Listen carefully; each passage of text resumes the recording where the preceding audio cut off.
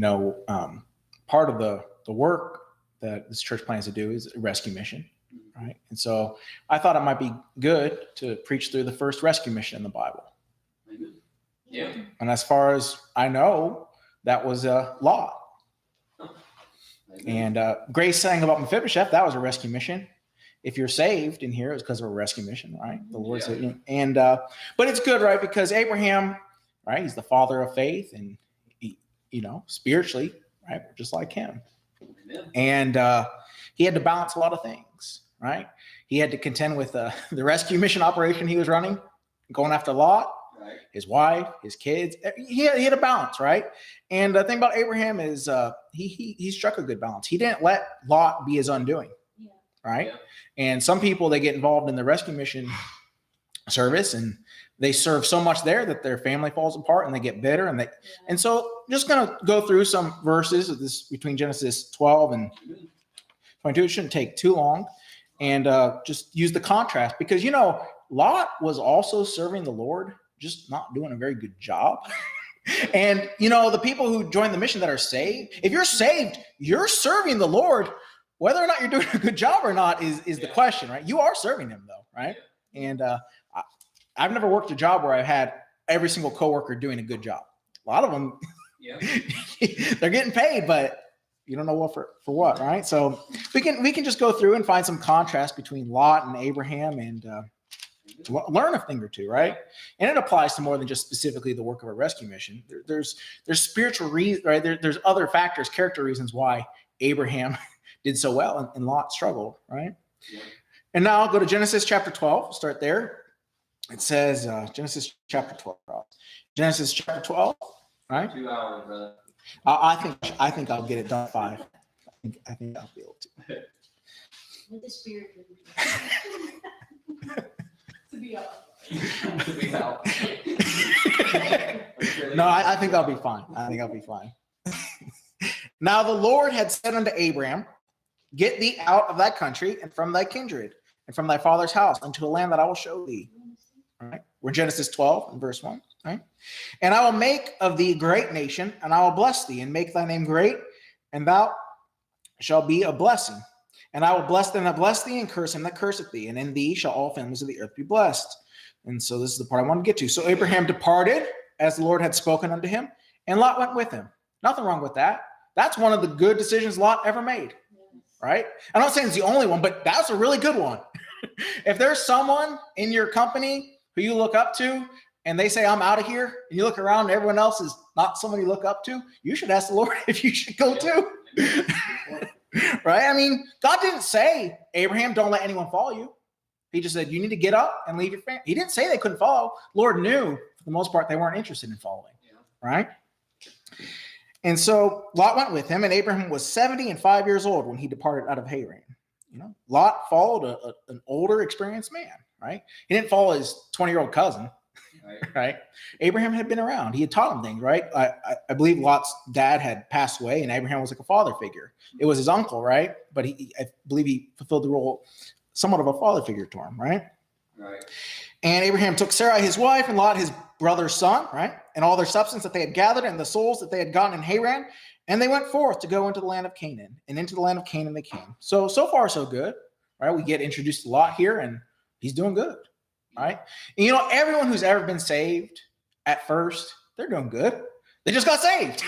What else, And it's a matter of, right, not will you ever mess up, right? A righteous man falls 7 times and getteth up again. You will fall down, right? It's do you get up again? Do you keep going?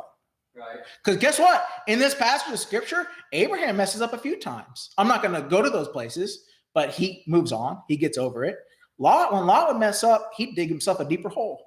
Yeah. You need to be able to recognize when you're messing up and just not repeat the same mistake over and over again. It wouldn't be as bad if what do they say? The definition of insanity is doing the same thing over and over again and expecting a different result. Yeah. Right? If being in Sodom was bad for you and your family, maybe when the Lord brings you out of Sodom, you shouldn't jump right back in. Right? Yeah. And we'll see that about Lot, right? And it happens to all of us. God gave the scriptures, right, for our learning, right? And skip ahead to chapter 13, right? And this is right after right? Abraham had messed up a little bit because he wasn't supposed to be in Egypt, right? And he's getting it right though, right? Verse 1 in chapter 13 says, and Abraham went up out of Egypt, he and his wife and all that he had, and Lot with him into the south, right? And so Lot was still following him. Maybe Lot picked up a few bad habits in Egypt, right? I know some people say that that's where he got his wife from. I'm not sure, right? He definitely didn't get her from a good place based on how she behaved, but it might have been Egypt, it might have been in Canaan. And Abraham was very rich in cattle and silver and in gold, verse 2, right? And he went on his journeys from south even to Bethel, unto the place where his tent had been in the beginning, between Bethel and Hai, unto the place of the altar which he had made there at the first. And there Abraham called on the name of the Lord.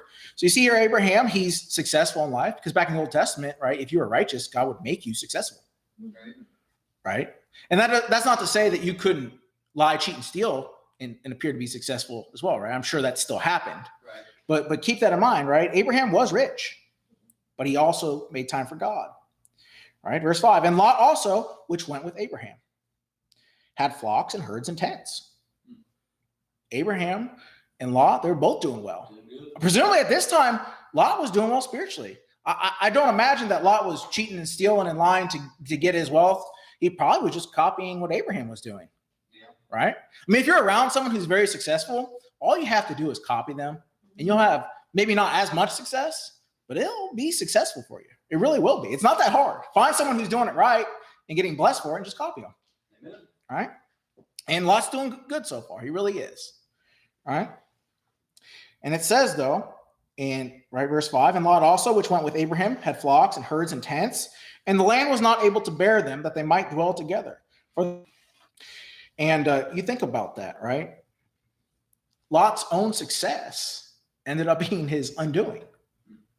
I've not met people like this, but I've heard preached about people who, if they have too much success in the world stuff, they forsake God. They leave him, right? Yeah. And it makes sense, right? And I don't know if that's specifically what happened to Lot, but probably something like that, right? Yeah. He started out with nothing, and now he's got a lot. And Abraham taught him how to worship the Lord, and he was doing it fine. And the stuff became more important to him, probably, right, than the Lord. Right? Because there's no reason he couldn't have helped out Abraham here. He wanted to continue if you think of it as their business, it's kind of what it was, right? Their family farm. He wanted to keep growing and making it bigger and better, right? That was what was preeminent to him. And there was a strife between the herdmen of Abraham's cattle and the herdmen of Lot's cattle. And the Canaanite and the Perizzite dwelled then in the land. Right? Verse 8, and Abraham said unto Lot, let there be no strife, I pray thee, between me and thee, and between my herdmen and thy herdmen, for we be brethren. Right? Strife isn't okay. It's not okay. Yeah. Right. Like, not at all, actually. I make a big point at our house. I said, no arguing, no fighting, no carrying on. No, they should be quiet and peaceful. If you want to be loud, go outside or in the basement. Yeah. Get along. Like, if you can't get along, separate. Amen. And Abraham saw that. And, you're going to need to be able to see that in your Christian walk. Yeah. If there's someone you can't get along with, the Bible says in James 3:16, for where envying and strife is, right? I wonder if Lot envied Abraham's success. He said, I'm doing well, but he's doing better, Yep. right? What happens? For where envying and strife is, there is confusion in every evil work. Every evil work. All of it. Just because of envying and strife. And so be careful about that, because the world normalizes it. It's like, everyone fights. Why? Well, why though? That's really wicked. Amen. Right? And remember, God is not the author of confusion, right? And that's typically, right? You think, well, they're all related, right? You envy someone, that's why there's strife, right? If there's strife, there's confusion. Right? In the midst of that confusion, every single evil work can slip in, and you can't really even put your finger on what's going on. Yep. Right? And I want you to notice here how Abraham nipped this right away, right? Because there wasn't simply just strife between Lot and Abraham.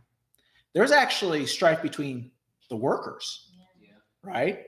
And so it's possible, right, from what I can read, that Abraham and Lot, there was actually nothing between those two.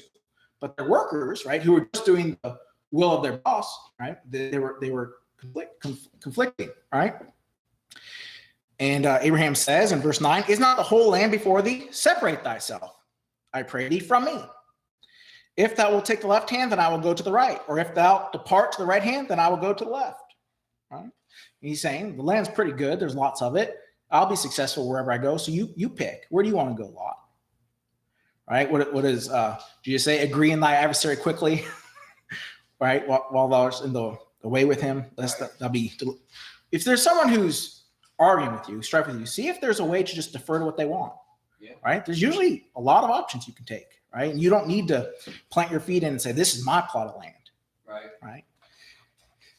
And Lot lifted up his eyes, verse 10, and beheld all the plain of Jordan, that it was well watered everywhere before the Lord destroyed Sodom and Gomorrah, even as the garden of the Lord, like the land of Egypt, as thou comest unto Zoar.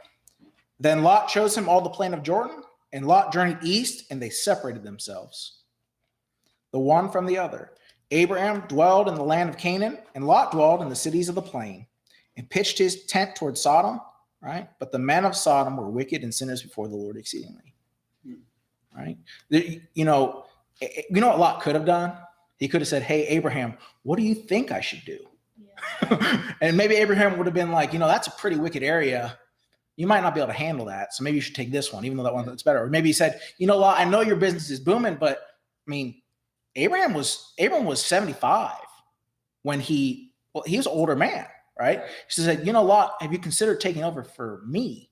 You can stay here and we can build this together. Yeah. There could have been a lot of different things that Abram could have said. You know what? Lot could have asked, received advice, and be like, I don't like that advice. I'm not going to follow it. Lot doesn't even ask, right? And keep that in mind about someone who's messing up, right? And in need of a rescue mission. The question, where can I thrive? Where can my business thrive, right? But he wasn't thinking spiritually where he could thrive, right? And, notice here, when there is strife and it's perpetual and it's not going to resolve itself, you do need to physically separate. Yeah. But also notice you don't have to separate and make a stink about it. Abraham did a good job here, right? I mean, if you read it, like you probably went away thinking, I got the deal here. Abraham went away saying, I dealt with it. Like Lot didn't even know what just happened, right? Remember, too, the men were the ones who were fighting the servants. And so it was more at stake than just the relationship between Lot and Abraham, right? When you're bickering with someone, right, anyone under you and your authority, right, they're involved too. And similarly, someone who's under your authority that's bickering with someone else, that's actually your problem. You need to address that, right? Yep. Because part of the reason they're under you is for you to help them when they're in a mess, right? So we see that Lot goes to Sodom, and it says, but the men of Sodom were wicked and sinners before the Lord exceedingly. I'm assuming that God said that there. Probably it was known to Lot. It probably wasn't a surprise, right? You hear rumors about places nearby. Oh, in this town, this happens. It's a bad place to be. He probably knew, right? Maybe not the full extent, but he liked the money-making prospects. So we skip ahead, right, to chapter 14. And so here's the first rescue mission in the Bible. And it's Abraham rescuing Lot after they just had a dispute, right? Although Abraham handled it so well, you'd almost argue they weren't right in dispute, right? It was Lot who was really causing the problem. And Abraham goes and saves Lot. He's not asked, but he does it anyways, right? And let's go to verse 8 and start reading. And there went out the king of Sodom, and the king of Gomorrah, and the king of Admah, and the king of Zeboiim, and the king of Bela, the same as Zoar, and they joined battle with them in the vale of Siddim, with Chedorlaomer, the king of Elam, and with Tidal, king of nations, and Amraphel, king of Shinar, and Arioch, king of Elasar, 4 kings with 5s. And the vale of Shittim was full of slime pits. And the kings of Sodom and Gomorrah fled and fell there. And they that remained fled to mountains. And they took all the goods of Sodom and Gomorrah, and all their victuals, and went their way. And they took Lot, Abram's brother's son, who dwelt in Sodom, and his goods, and departed. Since God causes whatever happens, he at least allows it. In my mind, at least, I think that God said, Lot, you shouldn't have left. I'm going to let you get captured. Abraham's going to save you. You're going to make the right decision this time, and you're not going to go back to Sodom. You're going to stay with Abraham. Yeah. That's not what happens. Right? And a lot of times in the rescue mission itself, God will allow something really bad to happen to that person to bring them to their lowest point so that they can end up in the mission and so that we can help them, and we help them. Yeah. And Woo, right back out, right? So it's a good lesson, right? Because another thing that just is remarkable about Abraham is there's never recorded Abraham he never once complains about Lot. He never said, I can't believe that guy is unthankful. Well, Lot was unthankful, but he never complained about it. Amen. He said he's ungrateful. He never said any of that, right? It was true. Right? And guess what? It's more than likely going to be true for any rescue mission business you're in, right? Lot was saved. In 2 Peter, right, chapter 2, it calls Lot just and righteous, and it just says he vexed his righteous soul, right? I'll read the cross references. This is just something to keep in mind, right? I'm knocking Lot here, right? But what's the saying? You miss all the shots you don't take. Is that something like that? At least Lot tried. And you got to have some compassion for the guys in the mission. At least they try. Yeah. You say they're not doing a very good effort. Maybe not, but what about the people who didn't even try? Right? And you got to keep that in mind. It's not fair to knock everyone who's failing and then leave alone the people who aren't even trying. That's not right. Right? It's like watching Ohio State and the third string quarterback gets in and he throws a pick. Like, what a bum. It's like, well, he's probably better than anyone you've ever played with. He's not that much of a bum, right? So keep that in mind, right? Look bad in comparison to Abraham, right? But what about all the people who didn't follow Abraham? Abraham had a lot of other relatives. Yeah. None of them are named in 2 Peter chapter 2. All right? So just keep in mind, right? It's about, right? Because if we were in the Bible, right? And people would be like, whoa, look at that guy. And it is bad, right? When you look at someone in their most negative light. But all things told, it's probably not, right, just that way. Lot, I'm sure, had his good days, right?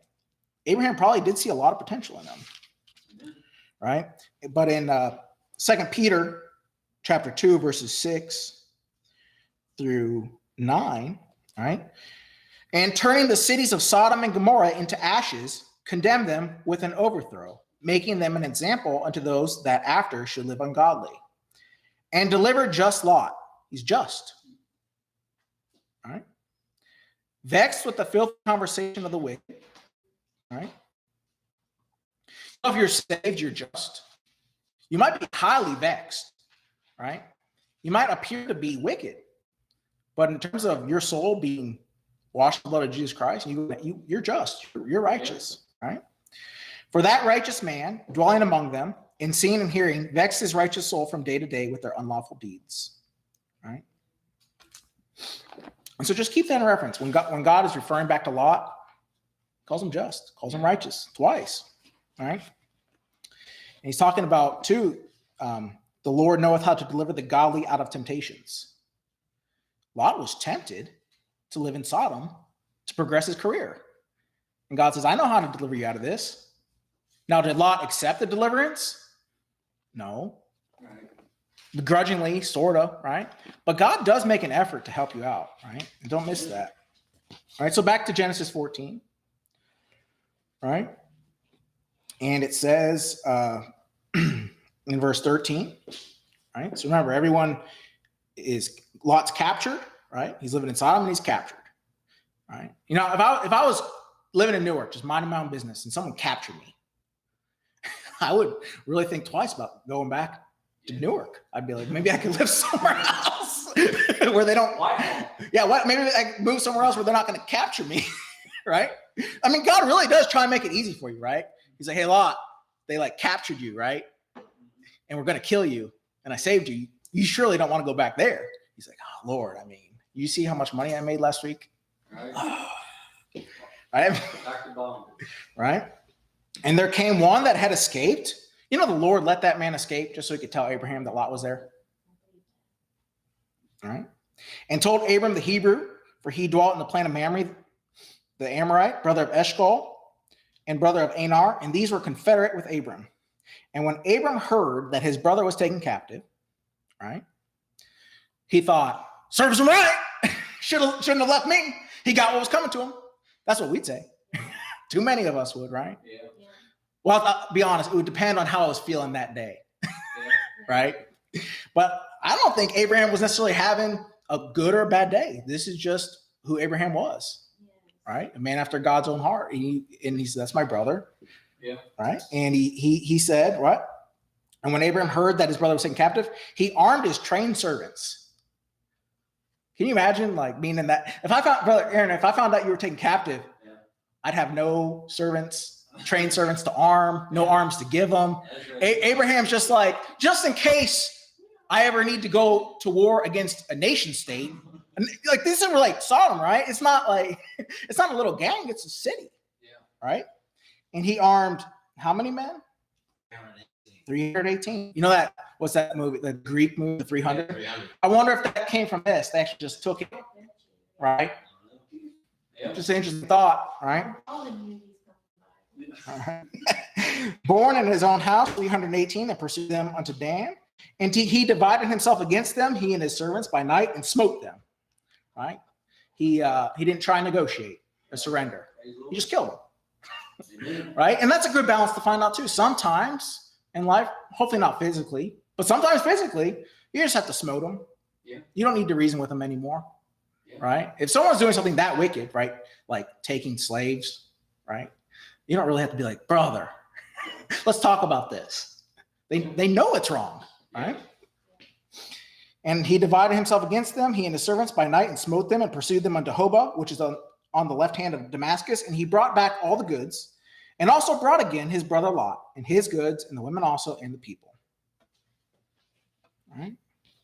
You think about that. You know these armed warriors, they were herdsmen. Yeah. Probably the same one whose Lot's men got in a beef about. Yeah. And they're not thinking, him? The guy who get into stuff with them? And probably Lot's servants were there with them, right? Because they presumably followed him, right? And so Abraham not only did a good job handling that strife back there with Lot, but because he did such a good job, there was no bitterness even in his servants. Wow. That's impressive, Yeah. right? And I'm telling you, I mean, I haven't been around that many churches, but I'm just guessing, right? If the congregants of a church are bitter, either the pastor is bitter or is about to be, Yeah. right? Because that stuff spreads, right? Isn't that what the Bible says? Yeah.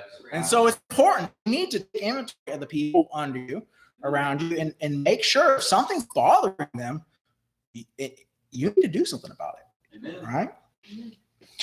And keep going.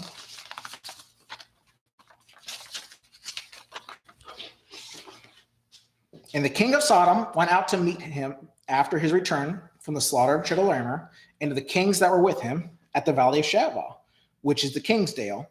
And Melchizedek, king of Salem, brought forth bread and wine, and he was the priest of the Most High God. And he blessed him and said, Blessed be Abram of the Most High God, possessor of heaven and earth. And blessed be the Most High God, which hath delivered thine enemies into thine hand. And he gave him tithes of all. Right? Abraham was thankful. I would assume, like in this situation, he was giving tithes because he was thanking God for. He was recognizing what Melchizedek said. He's like, I agree. Thank you, God. You did deliver me and help me get Lot back. And he gave him tithes. Right? Yeah. I would assume that unless you're under a spiritual bondage where you think you have to give to God, right? I would assume the reason people give is because they're thankful and they want to return at least a small token of what God's blessed them with, right? It never says that Lot gave tithes, right? Right. Lot doesn't say anything. I don't know if he's embarrassed. I don't know if what he said was a bunch of gibberish, but you'd think, right? I mean, I know if I got captured and someone rescued me, I'd say something. Hopefully I'd say thank you. Like I clearly messed up going there. Where should I go now, Abraham? This would be another good time for Lot to ask a question to Abraham. But there's nothing recorded that he says, all right? Nothing, all right? You know, I can't find one example where Lot thanks anyone for anything. All right. And Abraham let him have his choice. he didn't thank him. Yeah, Yeah. you're right. He didn't say thank you for, say, Abraham, that was so nice of you. Thank you for all that you taught me. I didn't know anything about herding until you taught me. Thank you for giving me the better land. Nope. If you're not saying thank you to people and meaning it, you're in trouble. Yeah. You really are. I mean, you're just waiting for the right circumstances to trip you up. Right. But in that state of spirit, you're in trouble, right? And so that's one thing we can learn from contrast, right? Abraham, thankful man, right? not just in word, in deed. Giving it costs you something. It's not just word. Lot was neither thankful in his words or in his actions. Right? And keep reading. And the king of Sodom said unto Abraham. Now, if there ever was a good title for a type of Satan, I think the king of Sodom would fit, right? So imagine this being Satan, right? In type, right? King of Sodom. If that's not a type of the devil, I don't know who is, right? Yeah, well, yeah. And the king of Sodom said unto Abraham, what does he say to Abraham? Give me the persons and take the goods to thyself. You know, the devil doesn't really care about your stuff. He might want you to chase after it, right? To distract you. The devil's in the business of persons. He wants your soul. He wants you, right? Think about that. And I thought about this a while, right? Because I was thinking like, well, what, Abraham doesn't say, let me have Lot, right? He doesn't say that. And I'll get to what I think probably was going on, right? And Abraham said to the king of Sodom, I have lifted up mine hand unto the Lord, the most high God, the possessor of heaven and earth, that I will not take from a thread, even to a shoe latchet, and that I will not take anything that is thine, lest thou shouldest say, I have made Abraham rich. Save only that which the young men have eaten, and the portion of the men which went with me, Aner, Eshcol, and Mamre, let them take their portion.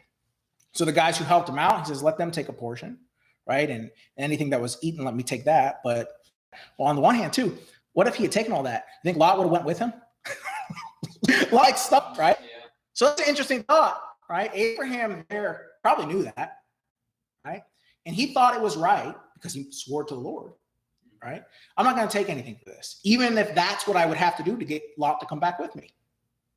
He didn't do it, right? And he also didn't ask, right? He didn't ask the king of Sodom, like, that's fine. Take all the persons, take all the stuff, but let me have Lot back. Lot was a free man. Yeah. I don't think he had to ask permission to get Lot back. You know, a lot of people who are saved and living for the devil, they don't have to. If the Son therefore shall make you free, he shall be free indeed. They're choosing to. I don't someone who's backslidden living for the devil, I don't have to ask the devil permission for them to come back. Yeah. They just have to in their heart choose to. Yeah. And Abraham probably just saw, right, on Lot's countenance and everything, he was happy as a pig with the Sodomites. Yeah. Right? I mean, surely Abraham cared a lot about Lot. Yeah. He doesn't ask for him back. I think he knows he doesn't want to come back. Yeah. And I mean, you would, right? If you rescue him and he doesn't even tell you thank you. Yeah. Like, okay, well, that's what he thinks of me. Yeah. Right? And so Lot goes back to Sodom. I really believe the Lord set all this up to bring Lot back to Abraham. Yeah. And Lot just didn't want it, right? And it's just the same mistake as last time. He never asked Abraham questions, right? And we'll skip ahead, right, to Genesis 18. I hope you're getting some, learning happens through contrast, right? Right. It'd be hard to teach you how to paint if I only gave you the color black and said, good luck. And then said, you have a year to practice. You only have black. And then I give you, all right, now it's your final exam. You have all the colors. Paint me something pretty. Be like, well, I've only ever used black. I don't know how to make it look right. Right. And so, like I said, Lot is a just man. That's what the Lord calls him in 2 Peter. And so is Abraham. But they live very different lives. And don't get too hard on Lot because at least he tried. Right. And it wasn't, well, I guess it depends how you look at it. Was it an utter failure? I know he's in heaven. Yeah. I don't know if the other people who didn't follow Abraham to begin with, I don't know how many of them went to heaven. Yeah. I'm not saying they didn't, but the only one I know for sure, right, is Lot. So Genesis 18. All right. And so this is when the angels are coming and they're about to destroy Sodom, right? And let's see, we're going to start reading it. In verse 16, Genesis 18:16. So and the man rose up from thence and looked toward Sodom. So these are the three men that appeared to Abraham in his tent. Right? Presumably they're angels, right? Or they're pre-incarnate version of the Trinity. Whatever, it doesn't matter. They're not regular dudes that you meet on the street, right? And they're good. They're good dudes, right? That's the level I'm preaching at. They're good dudes, right? They're good dudes, right? You don't meet them every day, okay? And the men rose up from thence and looked toward Sodom, and Abraham went with them to bring them on the way. And the Lord said, shall I hide from Abraham that thing which I do?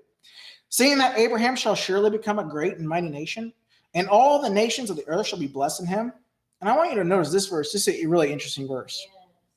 For I know him, that he will command his children and his household after him, and they shall keep the way of the Lord, to do justice and judgment, that the Lord may bring upon Abraham that which he hath spoken of him. You know, Lot was part of that household at one point, right? Yeah.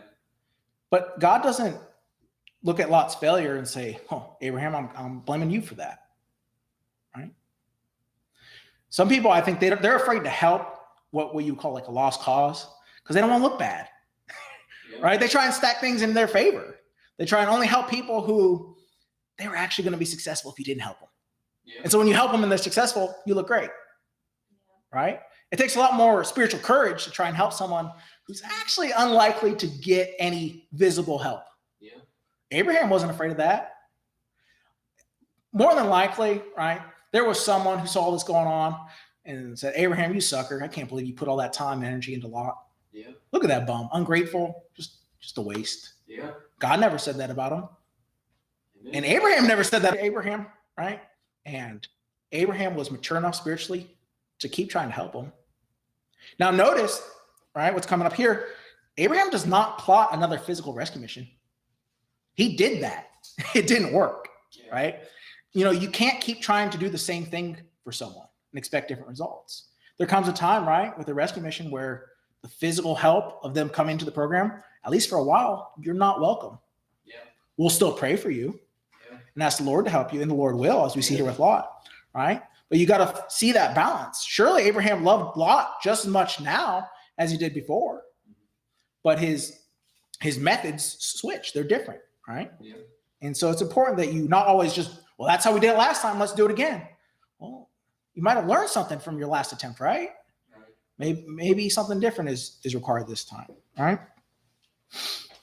And so, and it says, right, and the Lord said, because the cry, verse 20, because the cry of Sodom and Gomorrah is great, and because their sin is very grievous, I will go down now and see whether they have done altogether according to the cry of it, which has come unto me. And if not, I will know. Right? And the men turned their faces from thence and went toward Sodom, but Abraham stood yet before the Lord. Right? And Abraham drew near and said, wilt thou also destroy the righteous with the wicked? So at this point, he knows Lot's there, right? And he knows they're about to be destroyed. So he's going to say, I'm going to pray for Lot. Hey, God, you're not going to destroy Lot, are you? That's not what he says, but you know that's what he means, right? He is on his heart is Lot because he keeps on trying to shrink the number, right? And at the, you go down to verse 32, right? After his negotiation, and people joke about why the Jews are so good at negotiating, right? And there might be something to that. Yeah. But you know, God likes that. You know, in your prayers, why don't you negotiate with God? God only ever blesses that in the scriptures, right? Yeah. Well, we live in a weird, you know, my kids negotiate with me. And usually I'm not mad. I find it entertaining almost. You know, the God does have a personality, right? Yeah. He doesn't want you to be a little robot. Like Brother Aaron said, I don't think in heaven everyone literally looks identical to Jesus Christ. You know how boring that would be? Yeah. That'd be weird, Very weird. right? And so you can be conformed into Jesus Christ's image and have your own personality still. Yeah. And God can like your personality, and it's not exactly his, but you're still in his image, right? Yeah. Good. And so, and you can say one thing about Abraham, he had some personality. Yeah.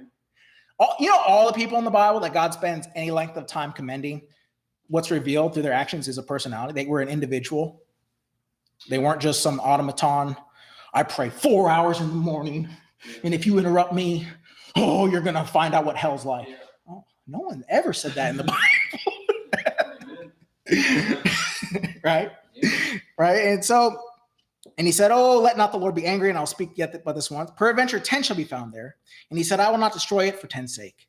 And the Lord went his way as soon as he had left with Abraham, and Abraham returned to his place. Right. And so we find out in the next chapter, right? Well, Lot leaves the city with his wife and with two of his daughters. He had other daughters that had husbands. And the angels also ask about, did you have any sons? So presumably Abraham's thinking, Lot's got 10 in his household. Yeah. He was starting at 50, but he had something in mind. He's like, Lot's a good man. From what Abraham just went through, Lot wasn't that great. But Lot, right? Sorry, Abraham, he was charitable towards Lot. Yeah. You know, one thing I've noticed, especially against about older saints, is that they have very charitable views towards people, even scoundrels. They really do. And I used to think that they were naive. Yeah. But no, I really think that that's a sign of spiritual maturity. Amen. Right? You know, it's like if you don't have something nice to say, they don't say nothing. It's not that extreme, but it's actually closer to that than, well, brother, if it's true, let it rip. Yeah. Right? You don't know the full context. And it really is better to give someone the benefit of the doubt. Right? You don't need to give them the benefit of the doubt to the extent that it risks your own life and limb. Right? Abraham tried that. He's like, I still like Lot, and God, you won't destroy it for 10 righteous sake, right? Okay, well, Lot's probably righteous. He was when he left me the first time. Yeah. Right? And I taught him things, and I'm sure he taught his family. Yeah. All right? So I want you to notice that, right? Abraham was thankful. Abraham had to resolve strife, knew that it was his duty to resolve strife, and Abraham had charitable views of other people, even people who had done him wrong. Yeah. Right? You might say, well, he was naive and deceived. And if he would have, God literally sends 2 angels to go rescue Lot. God, whatever was going on, God interceded and knew what the right prayer was. Right? Yeah. And keep that in mind too. You might not know what someone needs. Abraham was thinking, well, surely Lot's family is righteous. So if I can just get God to agree to not destroy the whole city for the 10 righteous sake, he'll be fine. And God's like, buddy, I got news for you. Right? He's like, okay, Abraham. And then in the background, God's like, hey, angels, I need 2 of you to go rescue Lot and his family because they're not righteous, but for Abraham's sake, I want to at least give them a chance, right, to get righteous. All right. And presumably, right, there could not have been 10 righteous people in that city. Otherwise, God would not have destroyed it. Yeah. But when those angels go, right, skip ahead to chapter 19, verse 12. And the men said unto Lot, hast thou here any besides? Son-in-law, and thy sons, and thy daughters, and whatsoever thou hast in the city, bring them out of this place. For we will destroy this place, because the cry of them is waxing great before the face of the Lord, and the Lord hath sent us to destroy it. Right? They came to save some wicked people. Right? If you're not righteous, you're wicked. If there had been 10 righteous people, the whole city would have been spared. But God sends these angels to destroy it, meaning there aren't even 10 righteous. But here's this question, Lot, you can bring as many people as you can find to come with you. It's not capped at 9, right? And that is, one redeeming quality of people who are saved and right with God and get backslid is they do tend to interact with lost people who could get saved if they ever got right. Yeah. All right. And there are better ways for those people to get saved, right? But let's see. Keep reading. And Lot went out and spake unto his sons-in-law, which married his daughters, and said, up, get you out of this place, for the Lord will destroy this city. But he seemed as one that mocked unto his sons-in-law. And when the morning arose, then the angels hastened Lot, and arise, take thy wife and 2 daughters who are here, because there are other daughters who weren't there, right? Lest thou be consumed in the iniquity of the city. And notice this verse 16. And while he lingered, all right. One thing that Abraham didn't do, he didn't linger. If anything, Abraham not lingering cost him sometimes with Ishmael, right? Trying to go quickly. But when you know something's right to do, you don't have to linger. You don't have to wait on it. If you know it's right, especially if you know it's right and time sensitive, all right, don't wait on it. The men laid hold upon his hand and upon the hand of his wife and upon the hand of his 2 daughters, the Lord being merciful unto him, and they brought him forth and set him without the city. All right. So God hears Abraham's prayer, agrees, I won't destroy the city if I can find 10 righteous. There aren't even 10 righteous, right? God would have been fully just to just burn them all up. Yeah. Right? There's no mention that Abraham prays that, well, God, if there's not 10 righteous, then at least save Lot. No, God probably saw Abraham's heart, right? And said, I'm going to do that for your sake. Yeah. Right. We'll keep reading. And let's skip down, for time's sake, to verse 23. The sun was risen upon the earth when Lot entered into Zoar. All right. Then the Lord rained upon Sodom and upon Gomorrah brimstone and fire from the Lord out of heaven. So he leaves begrudgingly with his wife and 2 daughters, and God burns it up. And he overthrew those cities and all the plain and all the inhabitants of the cities, and that which grew upon the ground. But his wife looked back from behind him, and she became a pillar of salt. All right. In verse 27. And Abraham got up early in the morning to the place where he stood before the Lord. So presumably Abraham had a regular place where he prayed, right? Amen. And he looked toward Sodom and Gomorrah and toward all the land of the plain. And behold, and lo, the smoke of the country went up as the smoke of a furnace. Verse 29, it came to pass, God destroyed the cities of the plain, that God remembered Abraham. Right? Notice it doesn't say God remembered Lot. God remembered Abraham and sent Lot out of the midst of the overthrow when he overthrew the cities in the which Lot dwelt. All right. You know, sometimes when you're helping someone who just doesn't seem to get it, or at least they get it, but they're not acting on it, God will continue to be merciful to that person, help them out for your sake. God honors and blesses the effort you put into them. Yeah. And you think, but they didn't get it. You know how many chances they probably received from the Lord that they wouldn't have had you not invested in them? Amen. And I'm not talking about just the work you put in. I'm talking about above and beyond that, the interventions God did when you weren't even there. Yeah. Right? You say, well, what's the point? Yeah. They didn't get it. It makes God look good.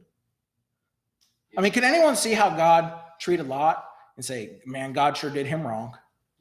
Nope. And I mean, at the very least, right, people who, presumably when we get a rescue mission going, it'd be a good goal to look at the person and how their life went after joining the mission and onward, that no one will be able to say God did them wrong, right? Amen.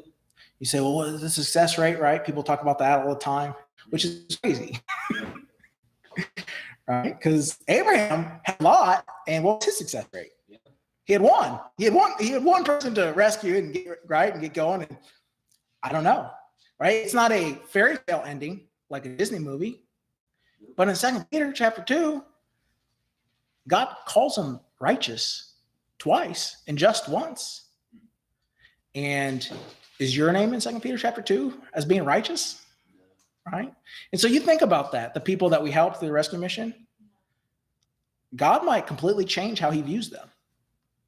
Right? When you get saved, isn't that what happens? Yeah. Right? You say, but they're a mess. Well, Lot was a mess. And Lot was literally referred to as righteous and just. God could have just omitted him in 2 Peter chapter 2. Yeah. Right? He didn't have to say anything about Lot. Or he could have said, yeah, save that backslid guy for Abraham's sake.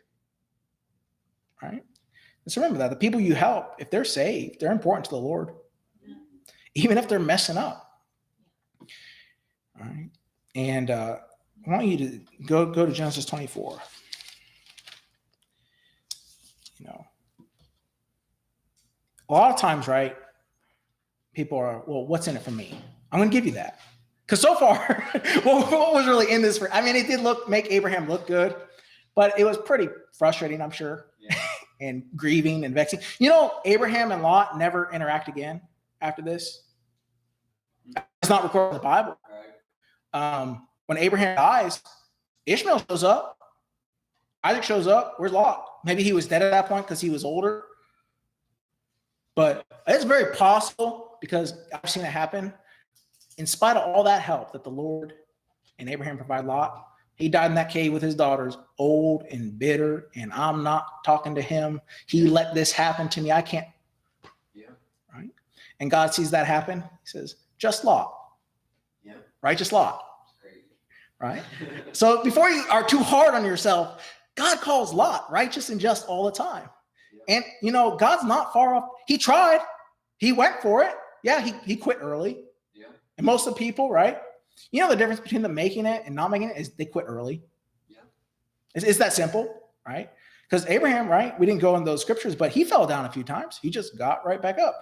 Ishmael, I mean, how many people could save their marriage if that happened in it? Yeah. Abraham did. Remember I talked about he was good at diffusing strife? That's a good skill to have, Yeah. right? It's a real good skill to have, right? Especially with a handmaiden. Right. But think about that, though. How many people could have survived that? Abraham did. Yeah. Amen. And but all seriousness, though, Abraham did get a very specific personal benefit from this whole scenario. I think, at least. And you will too if you serve the Lord, right? Even if other people don't appreciate what he's doing, right, and what's going on. Genesis 24, right? And starting in verse 2, this is when Abraham, he's not dead, but he's not able to go out and about like he used to, right? Don't expect him to come rescue you at this point. He can't do that anymore.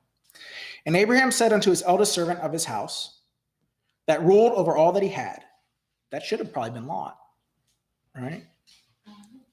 Put, I pray thee, thy hand under my thigh, and I'll make thee swear by the Lord, the God of earth, I'll not take a wife unto my son of the daughters of the Canaanites, among whom I dwell. But thou shalt go up unto my country and to my kindred and take a wife unto my son Isaac. You know, Abraham he prayed, right? You know, part of what you do when you pray is you reflect on what's been happening, what has happened. God, what happened? What happened? You know, God probably said, Abraham, he married a bad woman. And all your training, it just couldn't stick. Because if a bad woman turned Solomon's heart, you think it couldn't turn Lot's? So Abraham learned something here. I like to think, at least, right? I need to make sure Isaac, who probably received the exact same training that Lot got, that Isaac gets a good wife, right? And not one of these Canaanites, not an Egyptian woman, right? Well, he says technically a Canaanite. So I don't know if an Egyptian woman would have been fine, but at this point they're in Canaan, right? So presumably that's where he would have got the wife from. And so that's sort of the positive from Abraham's side. He did all this work, right? Putting in Lot, trying to help Lot, risking his own life. But he did learn a valuable lesson, right? You can teach someone the right ways and instruct them, but if their family situation gets messed up, right? And that all starts with who you marry. I mean, his daughters, I didn't read the scriptures, but they lay with him. Yeah. So I don't think they were that virtuous, right? I mean, that's not exactly. Well, they grew up seeing Right. what we don't want to talk about. Right. But the point is, though, I'm pretty sure the Jesus said, remember Lot's wife. And now in the context, it was her looking back and not escaping because she looked back. Right. But it is important to remember Lot's wife, and you can train someone all you want. But if they join up to the wrong spouse, to the wrong church, it's not going to. And so Abraham learned that. And like I said, the two takeaways are that this with the rescue mission is you can learn something, even if the person seems to get no help. Yeah. Right? And you can apply that to your own life, your own family, right? And benefit from it. And the other thing too is be careful before you say they got no help. Yeah. If God calls them righteous and just, and before they came to the rescue mission, he didn't say that about them, pretty sure they got some help. Yeah. Right?